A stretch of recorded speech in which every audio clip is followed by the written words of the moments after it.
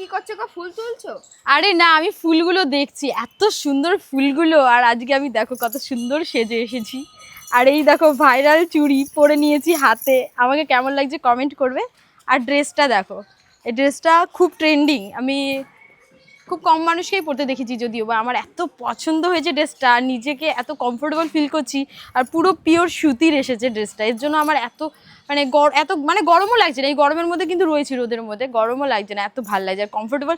আর মানে নিজেকে মানে হয় না যে একটা সুন্দর ড্রেস পরলে যেরকম লাগে ঠিক ওরকম লাগছে বিষয়টা। আর হচ্ছে একটু নেচে বেড়াই, একটু ঘুরে বেড়াই, এই চুড়িগুলো পরছি তার মধ্যে, এর জন্য আরও বেশি ভালো লাগছে।